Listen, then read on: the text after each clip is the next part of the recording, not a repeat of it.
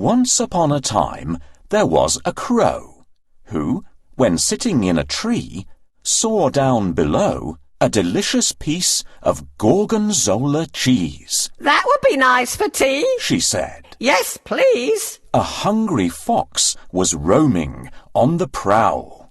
He'd smelt the cheese and saw the feathery fowl swoop down upon it and with grace and ease scoop up the delicious piece of smelly cheese. "Oh, no," he sighed. "Now this calls for a plan. I want that cheese, and I'll get it, if I can." So, in a cunning, cheeky kind of way, he began to offer compliments and say,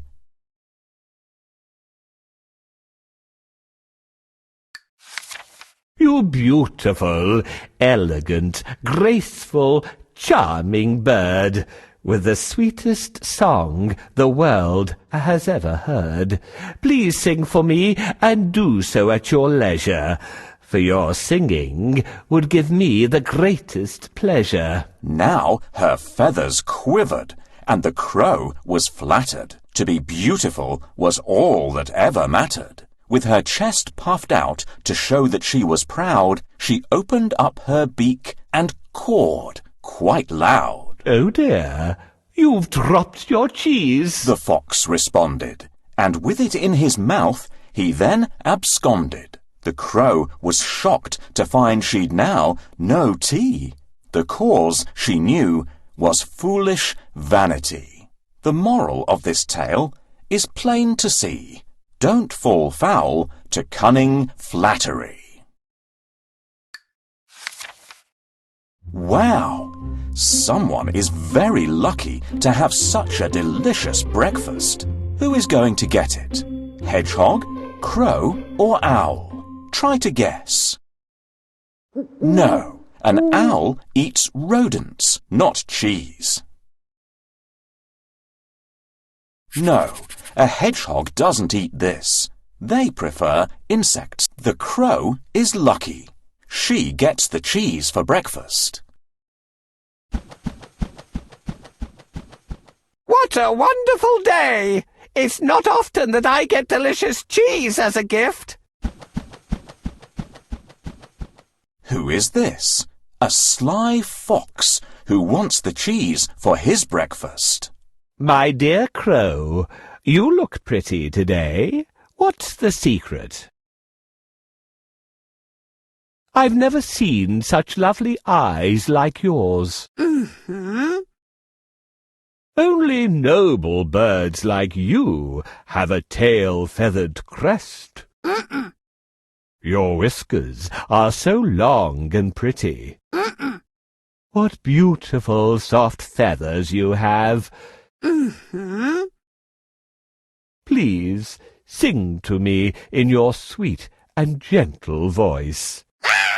Silly crow!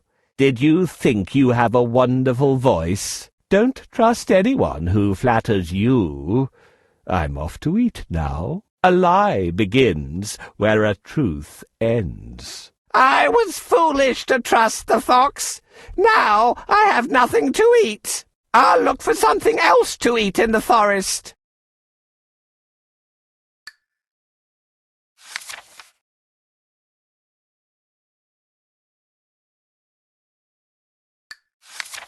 A young hare once boasted how fast he could run.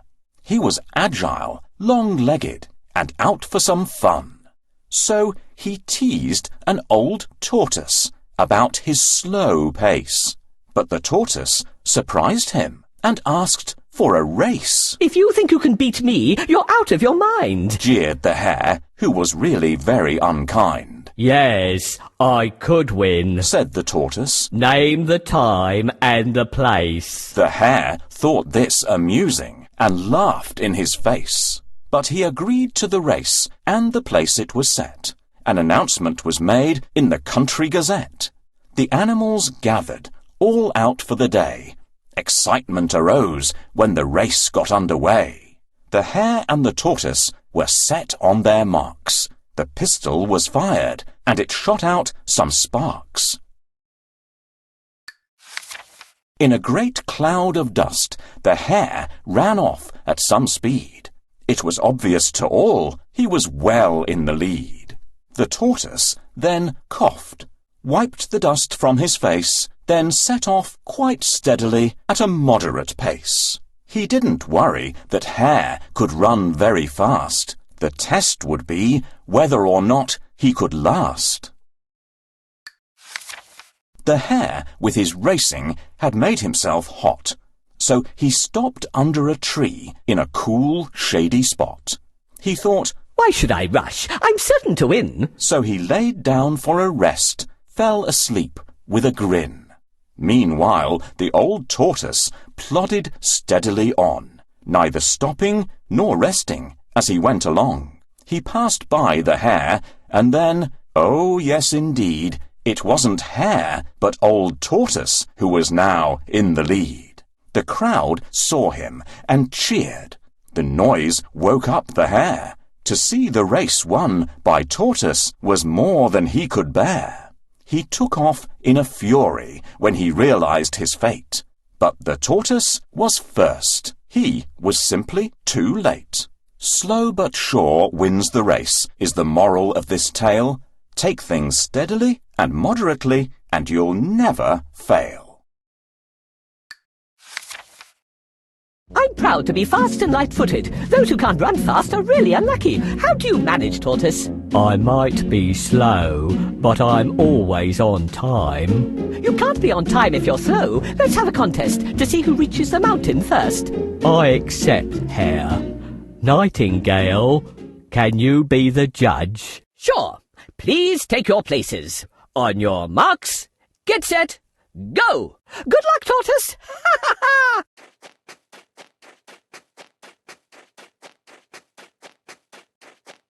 Good luck, Hare. Remember, slow but steady wins the race.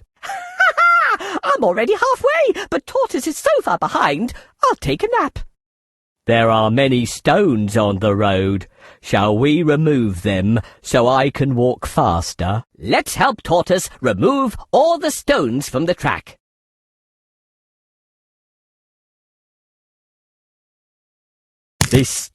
Thanks again for your... This stone was a hurdle.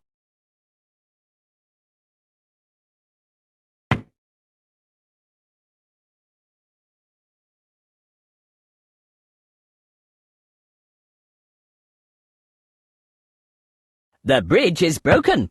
Can you help her to repair it? We need to find all the wooden parts. Thank you. The bridge... Thanks. You are a great...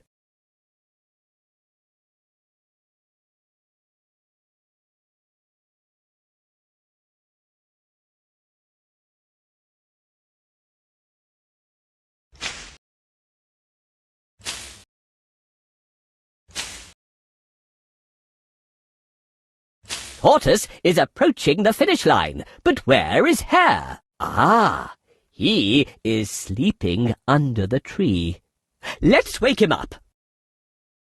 What's the matter? While you slept, Tortoise won the race. That's not fair. I was faster. I lost the race because I napped. Discipline matters more than speed in a contest. Tortoise is the winner. I try to be always on time and finish what I've started. That's not fair! I was faster! I lost the race because I napped!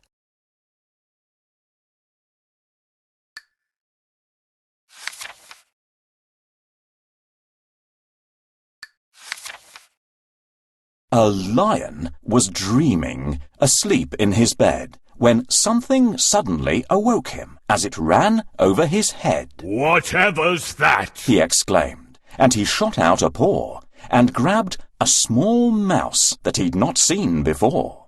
The lion roared in anger. You woke me as I slept.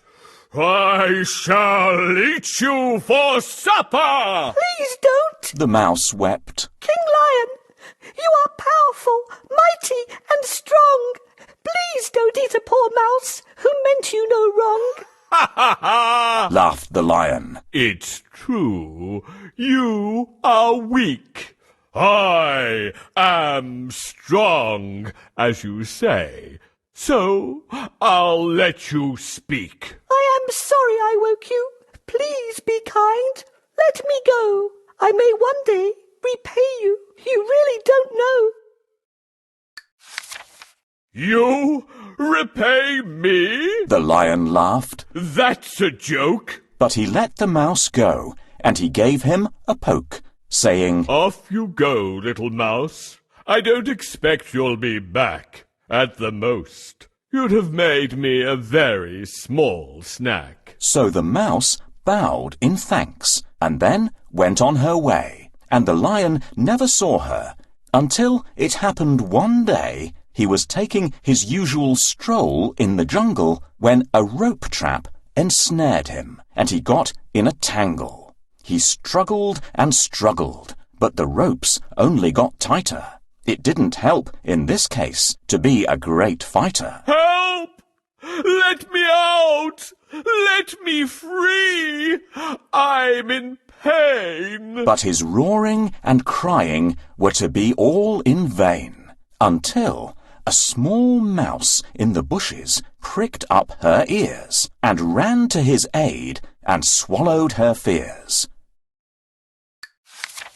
Remember me, your highness. She found the courage to say, You showed me kindness, and I said that one day I'd repay you. And now I'm really quite sure I can help you. and then, quickly, she started to gnaw away at the ropes until she'd gnawed a big hole which the lion fell through safely, body and soul. At last, I am free, little mouse, thanks to you.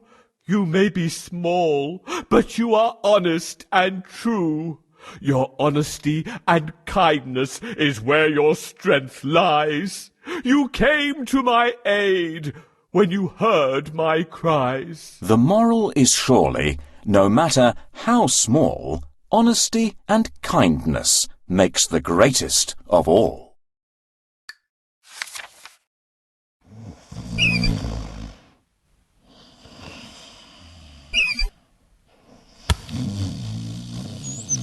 Who dared to wake me up? I'm sorry, Lion.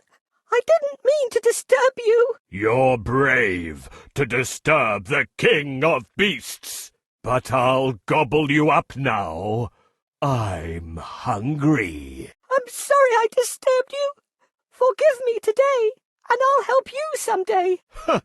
A tiny fellow like you helping me? Run away before I decide to eat you. Thank you, Lion. I will never forget your kindness. I'm hungry. I have to find something to eat. Wow, what luck that I found such a delicious piece of meat. It's a trap! Help!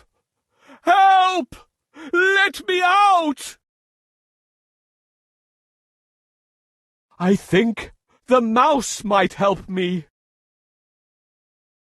Please help me rescue the lion.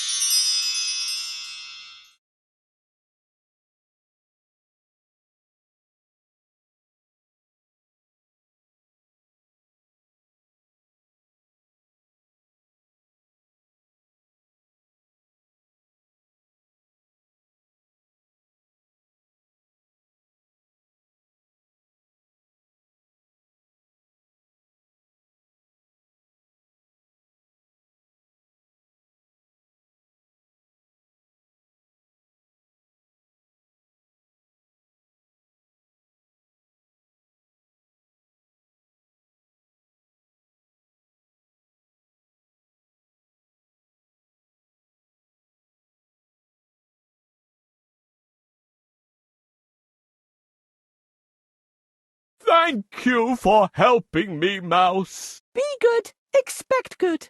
The lion spared my life, and I saved his.